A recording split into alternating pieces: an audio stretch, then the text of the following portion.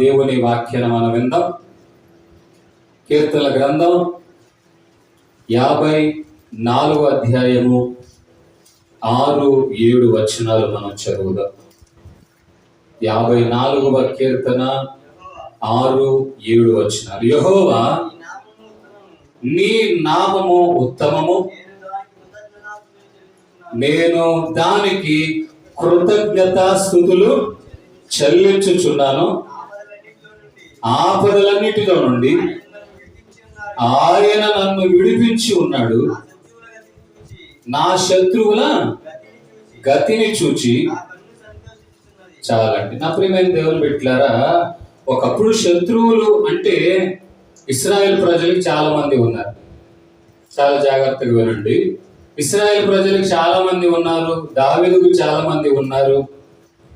పాత నిబంధన కాలంలో శత్రువుల మీద జయమివ్వటమే గొప్ప ఆశీర్వాదంగా ఎంచబడేవాడు. ఒకవేళ శత్రువులు విజృంభించినప్పుడు తల ఎత్తుకోలేని పరిస్థితిలో ప్రజలు బాధపడుతూ ఉండేవాళ్ళండి. అదే విషయం దావీదు కూడా దేవుని స్తుతిస్తూ చెప్తున్న మాట ఏంటంటే, మరలా చదువు 6వ వచనంలో, యెహోవా నీ నామము ఉత్తమము, నేను ఆ విషయంలో కృతజ్ఞతాస్తుతులు చెల్లించుచున్నాను. ఎందుకని కృతజ్ఞతాస్తుతులు చెల్లించుచున్నానంటే, ఆపదలన్నిటిలో నుండి ఆయన నన్ను విడిపించి ఉన్నాడు. శత్రువులను గతి చూచి నేను గడి చెప్పండి హల్లెలూయా. ఈ రోజున కొత్త నిబంధనలో మనకు శత్రువు అక్కడే. ఎవరండి చెప్పండి? మా అన్న, మా తమ్ముడా, ఎవరో మా ఆయన అంటున్నారు. కుటుంబంలోనే శత్రువులు ఎవరు అంటారు? శత్రువులు ఎక్కడో ఉండరంటే ఎక్కడుంటారంట? భార్య రూపంలో, భర్త రూపంలో, పిల్లల రూపంలో, ఇంట్లోనే ఉంటారంటారంట. అంటే లోకంలో చెప్తున్నారు, నేనుగా చెప్పేది. అనుకునే చేయాలని అందరూ ఏమైపోతారంటే దాదాపు శత్రువే కదా అనేది మనం మనస్సులో ఉంటుంది. కానీ శత్రువు అనేవాడు మాత్రం కొత్త నిబంధనలో అపవాది అయిన సాతాను మాత్రమే. వాడే మనుషులను చెలింప చేస్తాడు, వాడే మనుషులను అసహనము కలిగేటట్టుగా చేస్తాడు, వాడే మనుషుల మధ్యలో సమాధానం లేనిటట్టుగా చేస్తాడు. వాడే ఏం చేస్తాడంటే అనుకున్న పనులన్నీ చేయనివ్వకుండా చేసి మరింతగా దేవునికి దూరం చేసి వాటి వలన మరింతగా ఆపదలు వచ్చేటట్టుగా చేస్తాడు. ఆపదలు వచ్చినప్పుడు మనకు బాధ అనిపించింది. ఆపద అంటే హఠాత్తుగా వచ్చే పరిణామం. ఏమండి, హఠాత్తుగా మనకు తెలియనట్లుగానే మనం అనుకోని పరిస్థితుల్లో చిక్కుబడిపోతామే. దానిని బైబిల్ వాడుతున్నటువంటి పదం ఆపద. ఆపదలన్నిటి నుండి నన్ను విడిపించాడు. అంతేకాదు, ఆ ఆపదలన్నిటికీ కారణమైన శత్రువు యొక్క పతనాన్ని చూస్తూ ఉంటే నేను సంతోషించేటట్లుగా నన్ను దేవుడు ఆశీర్వదించాడు. ఎడి చెప్పండి హల్లెలూయా. ఇప్పుడు శత్రువు ఎక్కడ ఉండాలంటే దేవుడు నమ్మిన వాళ్ళకి మన పాదముల క్రింద ఉండాలడు. మన పాదముల క్రింద ఉన్నవాడిని దేవునికి దూరం అయిపోయిన తర్వాత వాడిని ఎక్కడ తీసుకుని వస్తాం? మన నెత్తి మీద ఎక్కించుకుంటాం. ఎడి చెప్పండి హల్లెలూయా. ఎడి చెప్పండి హల్లెలూయా. ఎవడో ఒక మాట మీకు చెప్తున్నాను. ఎవరైనా 4,000 పెట్టి కొన్నా, 5,000 పెట్టి కొన్నా చెప్పులే ఎక్కడ వేసుకుంటారు? 5,000 పెట్టి కొన్నామండి, నేను ఎప్పుడు దిండు కిందే పెట్టుకుంటా అంటారు ఎవరైనా? కాళ్ళకే వేసుకుంటారు. 150 రూపాయలు పెట్టుకోను. ఆన్లైన్లో, అమెజాన్లో, ఇంకా పెద్ద పెద్ద షాపింగ్లో ఇంకా బాగుంటే కొను. ఎంతగానో ఎక్కడ వేసుకుంటాం? నెత్తి మీద మాత్రం పెట్టాం. ఎందుకని? దానికి పాజిటివ్ ఉన్నాయి, నెగటివ్ కూడా ఉన్నాయి. కానీ అవి చెప్పులే. ఇంకో మాట, చెప్పుల్ని హీనమైన వస్తువుగానే చూస్తారు. అదే చెప్పుతో కొట్టారనుకోండి ఏమంటారు వాళ్ళు? ఎక్కడ కొన్నాం అంటారా? వేరే గట్టి కొట్టి ఎక్కడ కొన్నాం అని అంటారా? అవమానం ఫీల్ అయిపోతారు. వాడు చెప్పుతో కొట్టాడు, నన్ను నాకు అవమానంగా ఉంది అంటే నువ్వు ఎంత పెట్టి కొన్నా కొడితే మాత్రం అది అవమానమే. ఇప్పుడు సైతానుగాడు కూడా ఎలాంటి వాడు? మన పాదముల క్రిందే ఉండాలాడు. వాడిని ఎలా నువ్వు పాదముల క్రింద ఉంచాలంటే ప్రార్థన ద్వారా దేవునికి సమీపముగా ఉండడం వల్ల. చెప్పండి హల్లెలూయా. నువ్వు దేవునికి దూరం అవ్వాలని అనేక రకాల అవసరతలు కల్పిస్తాడు. ఆ రోజే పెళ్లిళ్ళు ఉంటాయి. ఎప్పుడు ప్రార్థనలు ఉన్నప్పుడే పెళ్లిళ్ళు ఉంటాయి. ప్రార్థనలోనే ప్రమాదాలు ఉంటాయి. చెప్పండి హల్లెలూయా. ప్రార్థనలోనే వినకూడని వార్తలు మనం వింటాం. కానీ మనం ఏం చేయాలంటే ప్రార్థన తర్వాత నేను వస్తాను. ఇది దేవుని రోజు, ఇది దేవునికి ఇచ్చే సమయం. చెప్పండి హల్లెలూయా. ప్రియమైన దేవుని బిడ్డలారా, ఒక అద్భుతమైన విషయం చెప్తాను. ఒక పాస్టర్ గారు వాక్యం చెప్తున్నారంట. వాళ్ళ కుమారుడు అనారోగ్యంతో బాధపడుతున్నారు. చాలా జాగ్రత్త ఆలోచించండి. మన ఆత్మీయ స్థితి గురించి మీకు చెప్తున్నాను. మనం ఈ రోజున మన ఆత్మీయ జీవితం ఎంత గొప్పగా ఉండాలంటే, మనం ప్రభువులో ఒకప్పుడు ఆశీర్వాదాల కొరకు వచ్చి దేవుని లోతులో వెళ్ళిన తర్వాత ఇక మన మనస్సులో ఒకే దర్శనం, నేను లోకాన్ని విడిచిపెడితే పరలోక రాజ్యంలో చూస్తాను, నా కుటుంబం కూడా పరలోక రాజ్యంలో నేను వాళ్ళని చూస్తాను. ఆ విధంగా నా కుటుంబాన్ని, నా స్వజనులను నేను కాపాడాలి అనే మనస్సు మనలో వచ్చి అంతగా మనం ఆశీర్వదించబడాలి. చెప్పండి హల్లెలూయా. అంటే పౌలు ఏమంటున్నాడంటే, మీరు పైనున్న వాటినే వెదకండి. పైన పరలోక రాజ్యం ఉంది, పైన దేవుని రాజ్యంలో నిత్యం ఆనందించే అనుభవాలు ఉన్నాయి. అలాంటి పరలోక రాజ్యాలు అడుగు పెట్టే స్థితిలో మన ఆత్మీయ జీవితం ఉండాలి. అతను వాక్యం చెప్పడానికి ఇంకా ఏమండి పాటలు పాడేసేవారు, ఇంకా ప్రార్థన చేయబోతూ ఉండగా ఒక వార్త వచ్చింది. ఏమని వచ్చిందో తెలుసా? మీ కుమారుడు చనిపోయాడండి. వెంటనే మనం ఏం స్పందిస్తాం? తాత్తుకు పరిగెత్తాం. ఎంత స్పీడ్ దొరికితే, ఏ బండి దొరికితే అది, ఏం దొరికితే వేసుకొని మనం వెళ్ళిపోతాం.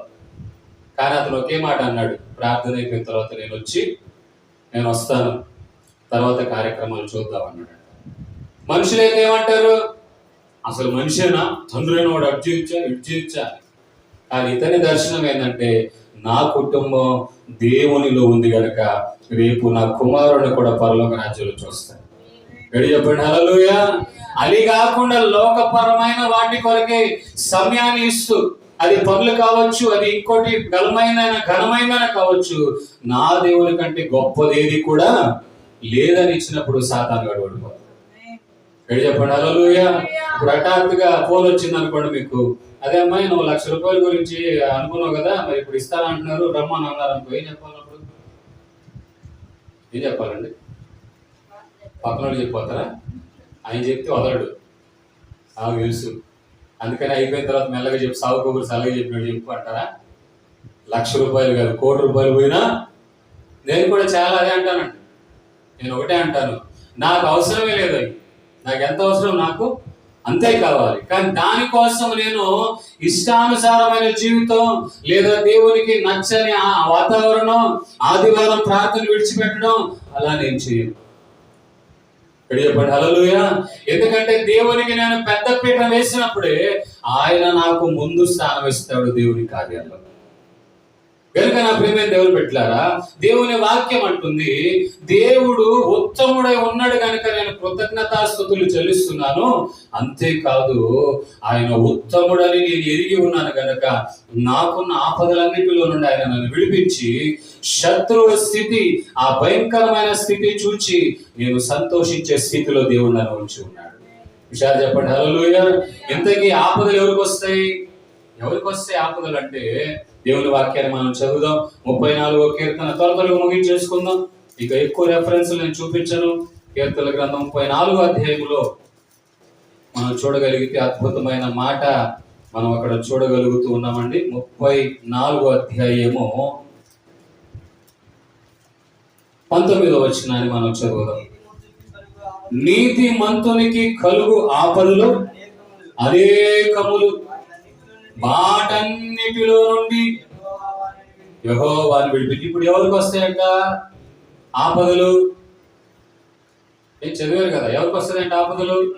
మా పక్కింటి వాళ్ళకి, నాకంటే గిట్టనోళ్ళకి, ఇందాక ఎవరు అన్నారు మా ఆయన నాకు శత్రువు అని, అలాంటి వాళ్ళకి, నేను చెప్పిన మాట పెళ్ళడానికి, నా మాట మీ పిల్లలకి, నేను ఎదుగుతుంటే ఇష్టపడని వాళ్ళకి అనుందా అక్కడ? ఎక్కువైతే మనం అసలు ఆప్షన్ ఉంటే మనం ఏది కోరుకుంటాం, నేను మాత్రం బాగుండాలి, అందరు మాత్రం ఆపదలు చిక్కుబడిపోవాలి, అసలు మెంటలెక్కిపోవాలి ప్రభు ఏకంగా. కానీ బైబిల్ అంటుంది నీతిమంతులకు కలుగు ఆపదలు అనేకములు. ఎవరికంట? నీతిమంతులకు రావచ్చు అంటారా? ఏమండి, నీతిమంతులకు రావచ్చు అంటారా? కొన్నిసార్లు మన పనులు కూడా మనం చేసుకోవాలి కదా. ఇప్పుడు మన జీవితంలో సూపర్ హీరో ఎవరు? ఎవరండి? దేవుడే కదా. ఇప్పుడు ప్రతి చిన్నదానికి దేవుడు పిలవాలంటారా? నా మాట అర్థమైంది మీకు? కానీ మనము మన పరిస్థితి, దయానీకమైన పరిస్థితిలో మనం ఆయన పిలవాలి అంటే ప్రార్థన చేయాలి. చెప్పండి హల్లెలూయా. ప్రతి అనుభవాలలో కూడా ఆపదలలో మనం నడిపించబడుతూ ఉన్నాం. ప్రతి విధమైన ఆపద, ఆర్థికమైన ఆపదలు హఠాత్తుగా వినకూడదు. ఇదిగో మొన్న మా పాస్టర్ గారి పాపం, నేను మా పాస్టర్ గారు చాలా బాధపడ్డాను. ఒక దగ్గర పోయాం, దేవుల్లో వాడబట్టాం, కానుక పడింది.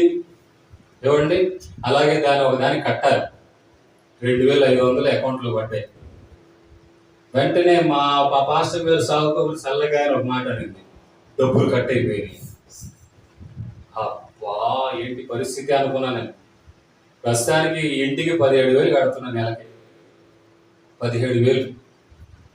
మీరు మా కోసం ప్రార్థన చేయాలి. బాగా వాడిపోయా పాస్టర్ గారిని, మొత్తం అప్పులను తీరిపోవాలి.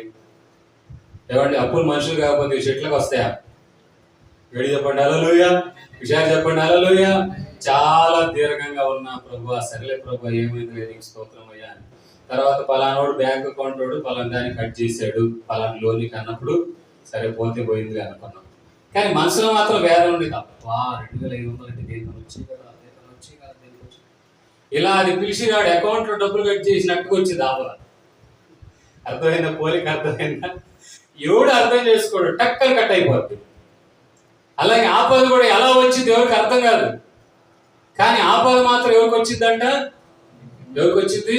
మరి నీతిమంతులు అంటే ఎవరు? మీకు త్వరగా చెప్తే నేను ముగించేస్తాను. నీతిమంతులు అంటే ఎవరు? భోజనాలు పెట్టేవాళ్ళు. ఈ గ్రామాల్లో పెడతారు. ఊర్లో ఉన్నవాళ్ళు ఏమో ఉండిపోద్ది, ఇంటికి వచ్చేయండి అందరూ, పలానాళ్ళు తిన్నాం, పలానాళ్ళు అన్న సంతర్పణ కార్యక్రమం.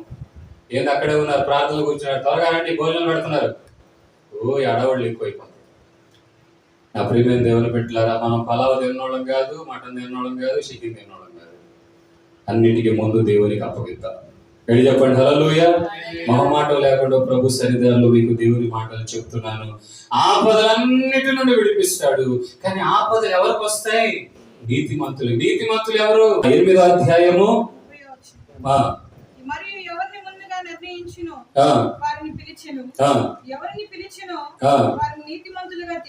వారిని నీతిమంతులుగా తీర్చెను. ఎవరిని నీతిమంతులుగా తీర్చెను? గడి చెప్పండి హల్లెలూయా. అంటే అర్థమైందంటే నీతిమంతుడుగా తీర్చింది ఎవరు? దేవుడే తీర్చాడు. గడి చెప్పండి హల్లెలూయా. ఆ తర్వాత 5వ అధ్యాయము 8వ వచనం మనం చదువుదాం. మంచి మాట. నీతిమంతులకు తీర్చబడ్డావు అంటే దేవుడు తీరుస్తాడు. ఆ నీతిమంతుడుగా దేవుడు ఎలా తీరుస్తాడంటే పత్రిక 5వ అధ్యాయము 8వ వచనం. అయితే మన ఎడల తన ప్రేమను వెల్లడిపరుచుచున్నాడు. ఎట్లనగా మనమింకను పాపులమై ఉండగానే క్రీస్తు మన కొరకు చనిపోయెను. కాబట్టి ఆయన రక్తం వలన ఇప్పుడు నీతిమంతులుగా దేవుడు నీతిమంతులుగా తీర్చాడు. కానీ ఆ నీతిమంతులుగా ఎలా తీర్చాడు అంటే ఆయన రక్తం ద్వారా కడగబడటం వలన. అర్థమైందండి? ఇప్పుడు బాప్తిజం వలన ఆత్మీయంగా ఆయన రక్తం ద్వారా కడగబడటమే. ఏమండి, మన మీద 4 చినుకులు పడటం వలన మనము ఏమండి ఆయన రక్తం ద్వారా కడగబడినట్లుగా కాదు. బైబిల్ ఖచ్చితంగా చెప్తుంది, తండ్రి యొక్క కుమారుని యొక్క పరిశుద్ధాత్మ నామములో మీరు ముంచట బాప్తిజం, నీటి ద్వారా ముంచట బాప్తిజం పొందటమే రక్షణ. అసలు బాప్తిజం అంటే అర్థం ఏంటో తెలుసా? ముంచటం. ముంచకపోతే నువ్వు బాప్తిజం పొందినట్టు ఎటు కుదిరింది? ఆమేన్ హల్లెలూయా. ఏమంటే చిలకరింపు బాప్తిజం కాదు అది. పెళ్లి కొరకు రేపు పెళ్ళి అనగా ఈ రోజే తీసుకుంటారు బాప్తిజం. అది చల్లదు. ఒకవేళ సర్టిఫికెట్ లో పేర్లు మార్చుకోవడానికి ఒకవేళ బాప్తిజం అయినా అది చల్లదు. కొన్నిసార్లు వివాహాలకు వెళ్ళినప్పుడు ఎవడు దేవుడు ఏదో పిలవబడతో కొన్నిసార్లు పాటలు పాడడానికో ఏదో వాక్యం చెప్పడానికో అని వెళ్ళినప్పుడు ఇవన్నీ వింటున్నప్పుడు బాధ అనిపించింది. పెళ్లి కోసం బాప్తిజం తీసుకుంటున్నారా వీళ్ళు? రేపు నాడు ఏమైనా వచ్చింది అనుకో, చర్చికి రా బాప్తిజం తీసుకున్నావుగా అన్నాడు అనుకో, నువ్వు చెప్పేగా అప్పుడు తీసుకున్నావు, నాకు ఇంకోని అంటారు. కానీ బాప్తిజం అనేది మారు మనస్సు, పాప క్షమాపణ పొంది బాప్తిజం పొందాలి. ఇది చిన్న పిల్లలకి, పుట్టిన పిల్లలకి ఇచ్చేది కాదు. ఆమేన్, హల్లెలూయా. పుట్టిన వెంటనే వాడు బాప్తిజం ఇస్తే వాళ్ళకి ఏం తెలుసు? పాపం తెలుసా? ఇది చేయడం పాపం అని తెలుసా? ఇది చేయడం నీతి అని తెలుసా? అసలు బాప్తిజం తీసుకునేది ఎప్పుడో తెలుసా అండి? మంచి చెడ్డలను నీవు ఎరగలిగిన వయస్సులో. ఆమేన్, హల్లెలూయా. 10th క్లాస్ చదువుతున్నాడు కాబట్టి కాదు. ఇప్పుడు ఎలా ఉంటుందంటే అది పుట్టినోడికి ఇచ్చిన ఇబ్బంది లేదు, ఎందుకంటే అంత కలుషితం అయిపోయారు మనుషులు. ఆమేన్, హల్లెలూయా. చెప్పండి హల్లెలూయా. నిజమా కాదా? మనుషులు అంత కలుషితం అయిపోయారు. చిన్న పిల్లలు కూడా కలుషితం అయిపోయారు, ఆలోచనలు కలుషితం అయిపోయి లేస్తే ఫోన్ లేకపోతే ఏడుస్తారు. అక్కడ ఒక దగ్గర అయితే ఫోన్ ఇవ్వకుండా వాళ్ళ అమ్మ లాగేసుకుందని పెద్ద పెద్ద విలువ కలిగిన వస్తువులని వాడు పాడు చేశాడంట. ఎన్ని ఆశలు పెట్టి ఏ షాపింగ్లు కొనిందో తెలీదు. ఏమండి, 11 లక్షలంట. మరి ఏ అమెజాన్లో కొనిందో కొనిందో తెలియదు. కానీ ఆమె చెప్తుంటేనే బాధ అనిపిస్తుంది కదండి. 11 లక్షలంటే మాటలా? రోజు నాటికలు చూసే టీవీ పోయా, బట్టలు ఉతకడానికి ఇబ్బంది లేదు ఆడవాళ్ళకి అనుకున్న వాషింగ్ మిషన్ పోయా, ఎండాకాలం చల్లగా నీళ్ళు తాగొచ్చని ఫ్రిడ్జ్ పోయా, కాస్త చల్లగా ఉండొచ్చులే బెడ్రూమ్లోనే ప్రశాంతంగా పండుకోవచ్చు ఏసీ పోయా. వాడేమో మెంటల్ ఎక్కేసి ఏం చేసాడు, మొత్తం పగలగొట్టి వెళ్ళిపోయాడు. ఇంకొంతమంది పిల్లలు ఫోన్ బాగా ఎంత అడిక్ట్ అయిపోయారంటే అలా ఫోన్ లాక్కోవడం ఆలస్యం, వాడు పిచ్చి పుట్టినట్టు చేస్తున్నాడు. అర్థమైందండి? ఇక వాడు ప్రత్యేకంగా వాడు మెంటల్ చేయాల్సిన అవసరం లేదు. ఫోన్ ఇస్తే వాడు ఆడే మెంటల్ అవుతాడు. ఆడు మెంటల్ అయితే పర్లా, మనం మెంటల్ ఎక్కిస్తాడు. పెడి చెప్పండి హల్లెలూయా. విషయాలు చెప్పండి హల్లెలూయా. ఫోన్లు ఏమీ లేదండి, పాపం తప్ప. ఫోన్ అనేది మన అవసరత అయి ఉండాలి అంతే.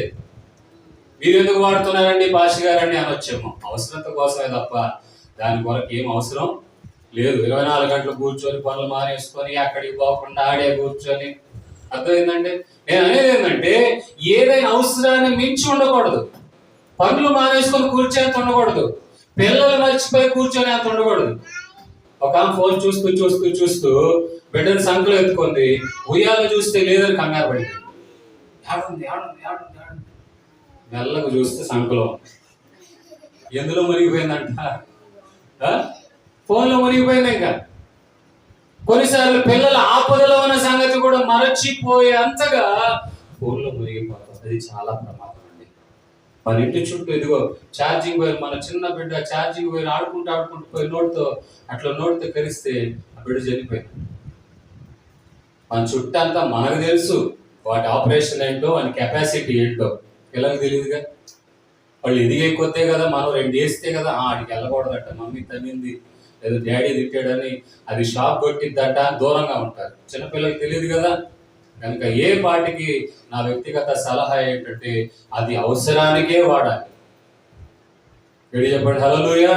కనుక చూడండి, నీతిమంతులకి కలుగు ఆపదలు అనేకులు, వాటన్నిటి నుండి ఏం చేస్తాడంటే దేవుడే విడిపిస్తాడు. మరి ఆపదలు విడిపించబడాలంటే నువ్వేం చేయాలి? ప్రార్థనలు ఎక్కువగా చేయాలి. మీరు ప్రార్థన విజ్ఞాపన చెప్తారు, కానీ మేము ఒక్కళ్ళు చేసి సరిపోదండి ప్రార్థన. ఏమండి, మన కుటుంబాలలో కానివ్వండి, మీ కుటుంబాల్లో కానివ్వండి, మా కుటుంబాల్లో కానివ్వండి, ఇన్ని విజ్ఞాపనలు ఉన్నాయి. అవన్నీ ఎలా ఉంటాయంటే మోయలేనంత భారం. ఈ భారాన్ని మోయాలంటే ఒకటి వల్ల అయిద్దా? ఇంట్లో ఒక ఏదైనా భారీ వస్తువు ఉంది అనుకోండి, ఒకళ్ళు ఎడితే కదిలిద్దంటారా? ఇంకొకళ్ళు పిలుస్తాం. వాడి వల్ల కుదరకపోతే ఇంకొకళ్ళు పిలుస్తాం, అప్పుడు అది కదిలిద్ది. మరి ఈ రోజున విజ్ఞాపన ప్రార్థనలు కానివ్వండి, ఉపవాస ప్రార్థనలు కానీ ఇవన్నీ ఎందుకు మనం చేయాలనుకుంటున్నాం అంటే మన మీద మోయలేని భారాన్ని దేవుడు తేలిక చేసేటట్లుగా, మన మీద ఉన్న ఆ ఆపదలన్నీ, మన కోసం శత్రువు పొంచి ఉన్న ఆపదలన్నిటి నుండి దేవుడు విడిపించాలంటే అది మనందరి ప్రార్థన వల్ల మాత్రమే సాధ్యం. చెప్పండి హల్లెలూయా. వీధులు వెళుతుంటే 1,00,000 మంది చెప్తారు, మా కోసం ప్రార్థన చేయండి, మా కోసం ప్రార్థన చేయండి. వాడు ఎలా చేయమని అంటారో నేను కూడా చేస్తాననే చెప్తాను. కానీ అది అంతటితో అయిపోద్దా అండి? మనం ప్రార్థనకు రాకుండా అయిపోద్దా? పొలం పెడుతున్నారండి అని చెప్పినంత మాత్రం అయిపోద్ది రాకుండా? ఆలోచించండి ఒకసారి. మన జీవితాల్లో కూడా మనము ప్రార్థన చేయండి అనే దానికంటే మేము కూడా వస్తాం, మేము కూడా ప్రార్థన చేస్తాం, మీ ప్రార్థన కూడా మాకు అవసరం అంటేనే అది ఒక గొప్ప విజయాన్ని తీసుకొని వస్తుంది. చెప్పండి హల్లెలూయా. యుద్ధంలో రాజు ఒకడు యుద్ధం చేస్తాడా, సైనికులందరూ వస్తారా? రాజు కదండి, ఆడు చేసుకుంటాడు, మాకేం పని అంటే అయిపోద్దా? ఆ మాత్రం దానికి ఎందుకు రాజు మాకు అన్నట్టు అయిపోద్దా? రాజు తన వంతు యుద్ధం చేయాలి, సైనికుడు కూడా వాళ్ళ వంతుగా వాళ్ళకున్న ఆయుధాలను బట్టి వాళ్ళు యుద్ధాలు చేయాలి. అన్నిటికీ ఒక ఘన విజయానికి మన దేశానికి, మన రాష్ట్రానికి, మన కుటుంబాలకి రావాలి. ఇక్కడ చెప్పండి హల్లెలూయా. మొన్న 15వ తారీఖు మేము దాదాపు ఎవరికి చెప్పలేదండి, అనుకోలేదు కూడా. కాకపోతే ఒక దేశ పౌరులుగా, ఒక విశ్వాసులుగా, ఒక సేవకులుగా మాకున్న బాధ్యతను బట్టి మేము ప్రార్థన పెట్టాం. ఎందుకనంటే ఇది ఒక్కళ్ళతో పోయేది కాదు. దేశంలో పరిస్థితులు, అభివృద్ధి, డబ్బులు, ఏమండి ట్యాక్సులు ఇవన్నీ కనపడుతున్నాయి, కానీ జరుగుతున్న క్రైమ్ పోవాలంటే ఆ క్రైమ్ చేసే వారి మనస్సులో పాపం పోవాలి. చెప్పండి హల్లెలూయా. నా ప్రియమైన దేవుని పెట్టారా, ఆ యొక్క నేరము చేస్తున్న వారి మనస్సులో పాపం పోవాలంటే దేవునిని ఎరిగిన వాళ్ళందరూ ఏకమవ్వాలి. నువ్వు ఎంత మోటివేట్ చేయవాడు మారడు, నువ్వు చేయగలుగుతావు అంటే మారడు, నీ వల్ల అయిందంటే మారడు. ఎందుకో తెలుసా, వాడి వల్లవకే ఇంకా పాపం చేస్తుంటాడు. కానీ దేవుని వలన అయితే దేవుడు మనస్సు మారుస్తాడు అని అన్నప్పుడు అతని మనస్సు చలించిపోయి దేవుని దగ్గర వచ్చి ప్రార్థన చేస్తే దేవుడు అద్భుతంగా అతని జీవితాన్ని మారుస్తాడు. చెప్పండి హల్లెలూయా. నీతిమంతులకు ఉన్న ఆపదలు చాలా ఉన్నా వాటన్నిటి నుండి దేవుడు విడిపిస్తాడు. అంతేకాదండి, ఎప్పుడంటే 17వ వచనంలో చూడండి, నీతిమంతులు మొరపెట్టగా యెహోవా ఆలకించును, వారి శ్రమలన్నిటి నుండి వారిని విడిపించు. 34వ అధ్యాయం 17వ వచనం. అదే మూలవాక్యం 34వ అధ్యాయం అనేది అలా పట్టుకొని ఉండండి. 34వ అధ్యాయం 17వ వచనంలో ఏమనుందంటే, నీతిమంతులు మొరపెట్టగా యెహోవా ఆలకిస్తాడు, వారి శ్రమలన్నిటి నుండి. మీకు అద్భుతమైన ఆఫర్ ఏంటంటే, ఆపదలు వస్తాయి రాకుండా ఉండవు, శ్రమలు వస్తాయి రాకుండా ఉండవు, సమస్యలు వస్తాయి రాకుండా ఉండవు, అప్పులు జరుగుతాయి రాకుండా ఉండవు. కానీ నీవు మొరపెట్టగలిగితే వాటన్నిటి నుండి దేవుడు విడిపిస్తాడు. మొరపెట్టకపోతే అర్థమైందండి, నువ్వు ఇంకా బంధకాల్లోనే ఉంటావు. మొరపెట్టకపోతే ఆర్థిక ఇబ్బందులనే బంధకాల్లోనే ఉంటావు. మొరపెట్టకపోతే వ్యసనాలు అనే బంధకాల్లోనే ఉంటావు. మొరపెట్టకపోతే అసంతృప్తి అనే బంధకాల్లోనే ఉంటావు. మొరపెట్టకపోతే పొందలేకపోతున్నానే అనే నిరాశలోనే ఉంటావు. ఎప్పుడైతే నీవు పొందుతావో, ఎప్పుడైతే మొరపెడతావో దేవుడు వాటన్నిటి నుండి ఏం చేస్తాడంట, విడిపిస్తాడు. చెప్పండి హల్లెలూయా. ఆ తర్వాత చూడండి 14వ వచనం నుండి చదువుదాం. కీడు చేయుట మాని మేలు చేయము, సమాధానము వెదకి దానిని వెంటాడుము, ఎందుకంటే యెహోవా దృష్టి నీతిమంతుల మీద ఉన్నది. హుషారుగా హల్లెలూయా చెప్దామా?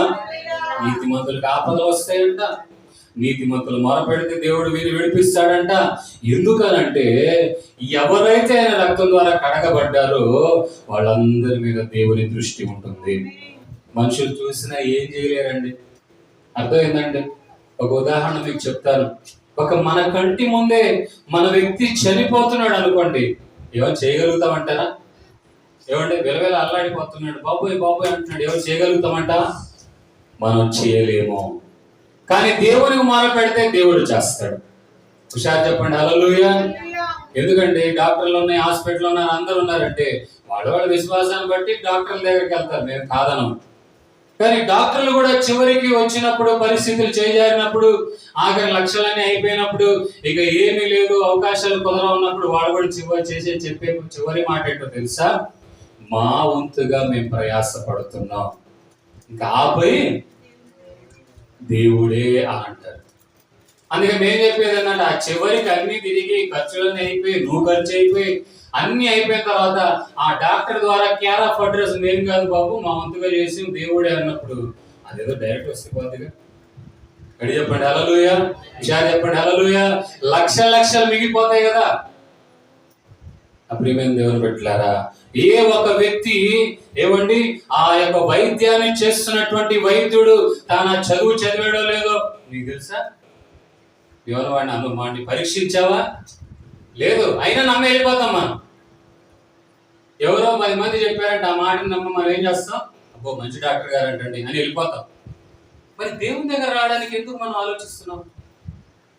అతను ఆ చదువు చదివాడో లేదో, అతను అలాంటి పరిస్థితి ఉందో లేదో అని 10 మంది చెప్పి విన్నప్పుడు దేవుని విషయాల్లో కూడా దేవుడు చేసిన సాక్ష్యాలు వాక్యాలు విని మనం ఎందుకు బలపడి దేవుని ద్వారా కార్యాలు పొందడానికి ముందుకు రాకూడదు?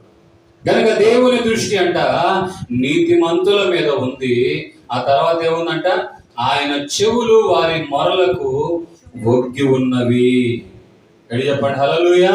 దుష్క్రియలు చేయవారి జ్ఞాపకము భూమి మీద నుండి కొట్టివేయుటకై యెహోవా సన్నిధి వారికి విరోధముగా ఉన్నది. దుష్క్రియలంటే దుష్ట కార్యాలు, దేవుని వ్యతిరేకమైన పనులు చేయకూడదు. అలా చేస్తే దేవుని దృష్టిలో నుండి మనం కొట్టివేయబడతాం.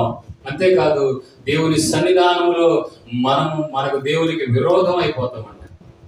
కనుక నా ప్రియమైన దేవుని బిడ్డలారా, ఆపదలన్నీ నుండి విడిపించగలిగిన దేవునికి మనం ప్రార్థించగలిగితే దేవుడు కార్యాలు చేస్తాడు. ఇంతకీ వచ్చిన ఆపద ఏంటి అని 34వ అధ్యాయంలో చిన్న అక్షరాలతో రాసి ఉంటుంది. మీరు చదివితే, దావీదు అబీమెలెకు ఎదుట వెర్రివాని వలె ప్రవర్తించి తోలివేయబడిన తరువాత రచించిన ప్రార్థన. విడి చెప్పండి హల్లెలూయా. ఏంటి ఆ సందర్భం అనేది మనం చదివి ముగించేసుకున్నాం. 1 సమూయేలు గ్రంథం 21వ అధ్యాయము ముఖ్యమైన విషయాన్ని మనం వచ్చి ఆ మాటలు ముగించేసుకుందాం.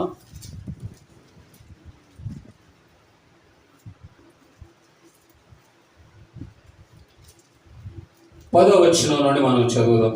గొల్లియాతు మీద జయం పొందిన తర్వాత వస్తూ ఉన్నప్పుడు చూడండి, సౌలునకు భయపడినందున లేచి వచ్చెను. ఆ దేశపు రాజు కాడ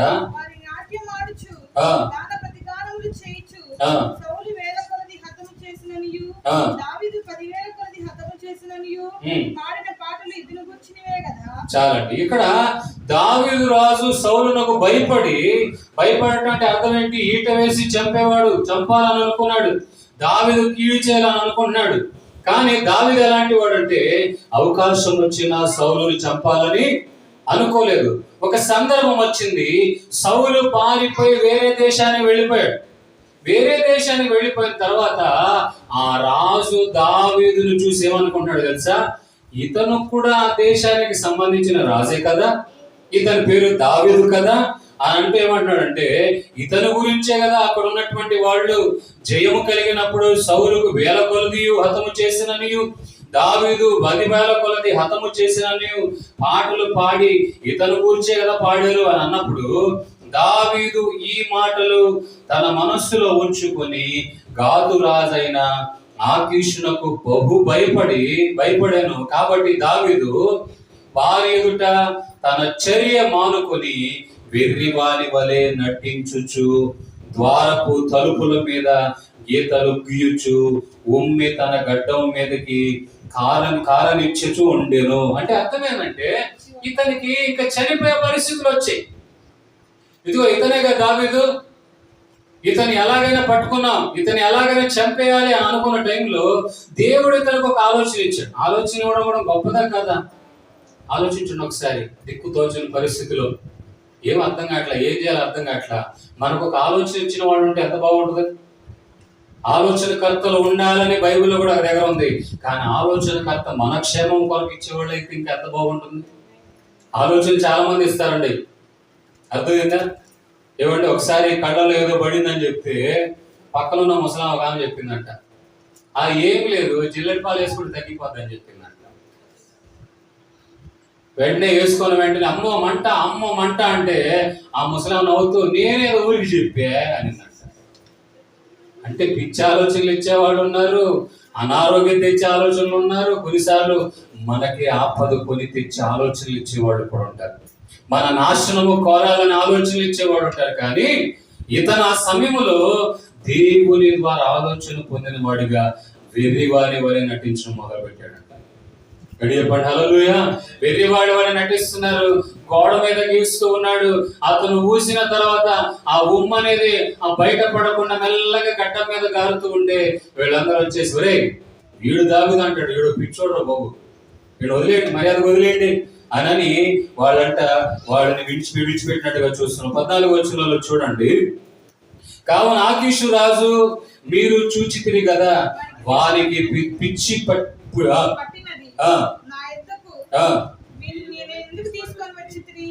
వీరినెందుకు తీసుకొని వచ్చితిరి?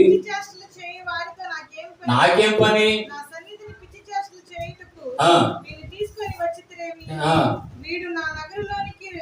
రాతగునా అక్కడి చెప్పండి. హల్లెలూయా.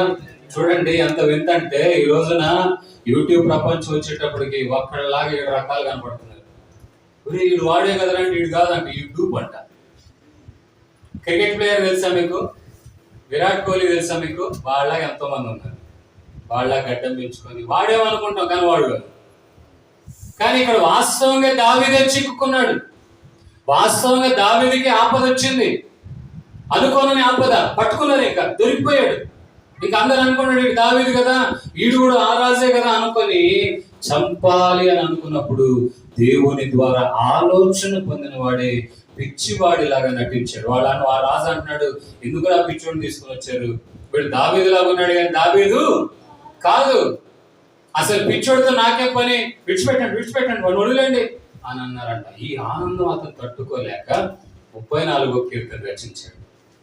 నిజంగా మీరు ఇంటికి వెళ్ళి చదవండి, సమయాన్ని దృష్టిలో పెట్టుకొని ముఖ్యమైన మాటలే మీకు చెప్పాను. ఆ 34వ కీర్తన అతను పడినటువంటి ఆనందం, అతడు దేవుని ద్వారా పొందిన విడుదల గురించి గొప్పగా చెప్తున్నాడు. మనం కూడా అనుకోనని ఆపద, అది మన ప్రాణమునకు రావచ్చు, మన ఆర్థిక ఇబ్బందుల గురించి రావచ్చు, రకరకాల మాటలు వినొచ్చు, ఇక అయిపోయింది మన పరిస్థితి అనే వాతావరణంలో మనకు ఉండొచ్చు. కానీ ఆ సమయంలో దావీదులాగా దేవుని దగ్గర ప్రార్థన, అందుకని అంటున్నాడు, నేను ఒక నీతిమంతుడు గనక దేవుడు నా కనుదృష్టి, ఆయన కనుదృష్టి నా మీద ఉంచాడు అంటున్నాడు. ఆయన గురించి చెప్పుకున్నాడండి ఆ మాటలన్నీ కూడా. ఆ విధంగా మీరు నీతిమంతులుగా ఉంటే మీకున్న ఆపదలు తొలగిస్తాడు. మీరు నీతిమంతులుగా ఉంటే మీ ప్రార్థన వింటాడు. మీరు నీతిమంతులుగా ఉంటే ఆయన మిమ్మల్ని ఏం చేస్తాడంటే హెచ్చిస్తాడు. మీరు నీతిమంతులుగా ఉంటే శత్రువు నీ ఎదుట ఆ ఉన్నటువంటి ఆ దుస్థితిని చూసి ఆనందించే స్థితిలో దేవుడు నిన్ను ఉంచుతాడు. ఇక్కడ చెప్పండి హల్లెలూయా. ఆపద గురించి మన చుట్టూ చూసేవాళ్ళు ఉంటారు, శత్రువులు ఉంటారు, స్వజనులు ఉంటారు.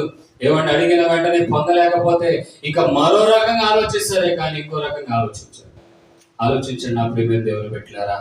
మనము మన చుట్టూన్న వాతావరణం నమ్మగలిగిన స్థితిలో ఉన్నాయా? ఏ వ్యక్తిని కదిలించినా వాళ్ళ జీవితంలో వాళ్ళు పొందుతున్న ఆపదల గురించి చెప్పడం, ఆ కఠినమైన స్థితి గురించి చెప్పేవాళ్ళు చాలా మంది ఉంటారు. ఏమండి మా స్థితి ఇదండి, ఏమండి ఒకప్పుడు మేము ఇలా ఉన్నామండి, కొంతమందిని బట్టి ఇలా మారిపోయామండి, అయినా వాళ్ళకి చల్లదనం కలక్క ఇంకా మా మీద రకరకాలుగా ఏం చేస్తున్నారండి, దేవుని కృపను బట్టి ఇప్పుడు వరకు ఆశీర్వదించాడండి అని వాళ్ళు చెప్తుంటే నా మనసు ఎంతో ఆనందిస్తుంది. ఆ విధంగానే మనం కూడా ప్రార్థించాలి, మొరపెట్టాలి, దేవునికి మొదటి స్థానం ఇవ్వాలి. అప్పుడు ఎలాంటి చెప్పుకోలేని, ఎవరు విడిపించలేని ఆపదలో ఉన్న దేవుడిని విడిపించి గొప్ప చేస్తాడు. హుషారు చెప్పండి హల్లెలూయా. చెప్పండి హల్లెలూయా. ఒక ఉదాహరణ మీకు చివరి చెప్పి ముగించేస్తాను. ఆర్థిక ఇబ్బందులతో బాధపడుతున్నాం, అడిగితే ఇచ్చేవాళ్ళు ఉండొచ్చు. ఎంత వడ్డీకి ఇచ్చేవాళ్ళు ఉండొచ్చు? అవసరత మీది కాబట్టి నన్ను అడగడానికి వచ్చాను. అప్పుడు 2 కావచ్చు, 3 కావచ్చు, కుదిరితే 10 కూడా వెళ్ళచ్చు. వెళ్దా? అప్పుడేమైనా దేవుని పెట్టారా? నేను అంటున్నాను, అదే నువ్వు ప్రార్థన చేస్తూ ఉంటే ఆ టైమింగ్ ఏదైతే ఉందో, ఆర్థిక ఇబ్బందులు నువ్వు పడాల్సిన టైమింగ్ ఏదైతే ఉందో అది రాకుండా దేవుడు తప్పిస్తాడుగా. హుషారు చెప్పండి హల్లెలూయా. ఉదాహరణ, మీరు ఇక్కడ ఉన్నారు, ఆపద ఇక్కడ ఉంది, ఆర్థిక ఇబ్బందులు ఇక్కడ ఉన్నాయి, ఇక్కడ నుండి మీరు ప్రార్థన చేస్తున్నారు అనుకోండి, దీన్ని తొలగిస్తాడుగా. ఇది మీద పడేంత వరకు ఎందుకు ఉండాలి? అన్నమాట అర్థమైందా? మనం ప్రార్థన చేయం, మొత్తం ఇటు తిరిగి ఇది మీద వచ్చిన తర్వాత అప్పుడు ఇటు వచ్చేస్తాం. అయితే అండి ఆలోచించండి ఒకసారి. నేను చెప్పేది ఏంటంటే, సులువైన మార్గం యేసయ్య సన్నిధి మాత్రమే. ప్రతి దాని నుండి విడిపించబడే ఏకైక మార్గం దేవుని సన్నిధి మాత్రమే. కనుక నీవు ప్రార్థన చేస్తూ ఉంటే ఆ సమయానికల్లా నీ ముందున్న అవరోధాలని ఆపదలన్నిటి నుండి కూడా ఆయన విడిపిస్తాడు. వీడు చెప్పండి హల్లెలూయా. అది ఆపద మన జీవితానికి మన మీదకి వస్తుందన్న సంగతి కూడా మనకు తెలియకుండా తప్పిస్తాడు. ఈ ఉన్నతమైన అనుభవాలలో పరిశుద్ధాత్మ దేవుడు నన్ను మిమ్మల్ని శబ్దయంత్రం ద్వారా వింటున్న ప్రతి వారిని కూడా తప్పించి ఒక ఉన్నతమైన సమృద్ధికరమైన ఆశీర్వాదకరమైన అనుభవాలలో నడిపించును గాక. ఆమేన్.